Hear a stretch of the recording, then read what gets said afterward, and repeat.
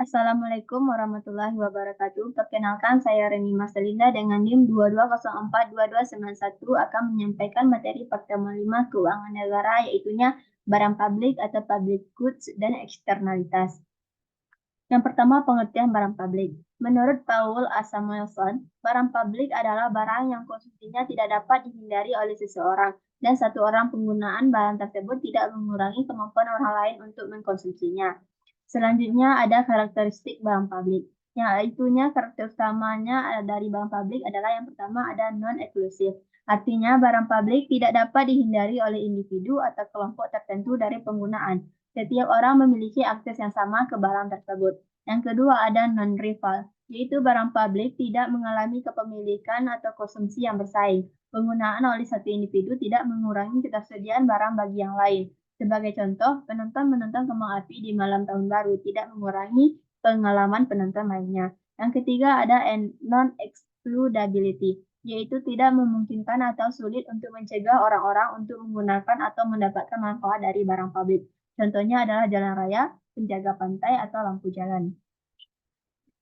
Yang keempat ada penggunaan kolektif, yaitu barang publik seringkali memberikan manfaat kepada masyarakat secara keseluruhan, bukan hanya kepada individu yang menggunakannya. Contohnya adalah taman umum atau sistem pendidikan. Yang kelima ada intervensi pemerintah. Pemerintah seringkali terlibat dalam penyediaan barang publik karena sifatnya yang tidak menguntungkan secara ekonomi bagi sektor swasta. Pemerintah dapat menggunakan pajak atau dana publik lainnya untuk membiayai penyediaan barang publik.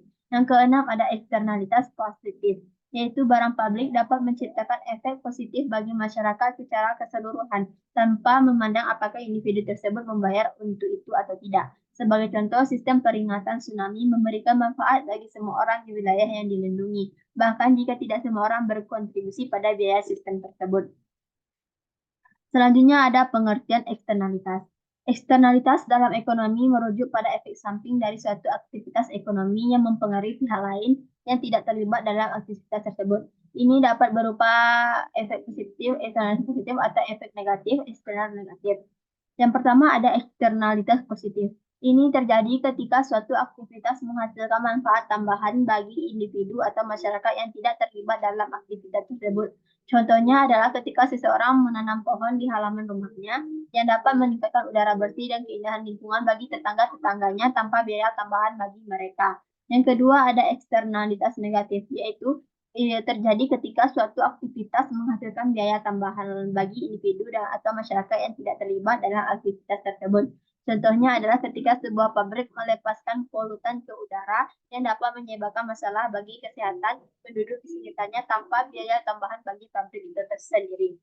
Eksternalitas seringkali menjadi penyebab pasar gagal dalam mencapai alokasi sumber daya yang efisien, karena harga pasar tidak mencerminkan biaya atau manfaat penuh dari aktivitas tersebut.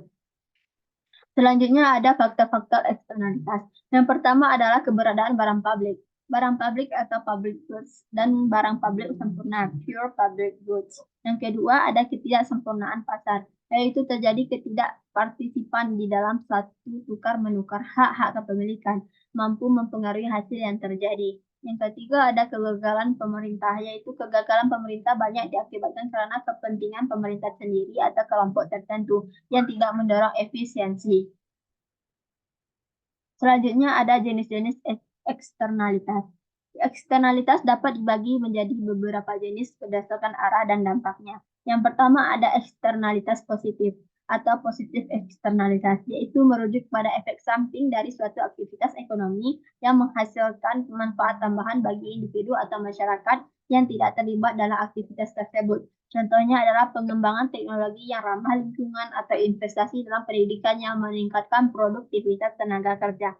Yang kedua ada eksternalitas negatif atau negatif eksternalitas, yaitu merujuk pada efek samping dari suatu aktivitas ekonomi yang menghasilkan biaya tambahan bagi individu atau masyarakat yang tidak terlibat dalam aktivitas tersebut. Contohnya adalah polusi udara dari pabrik atau kemacetan lalu lintas.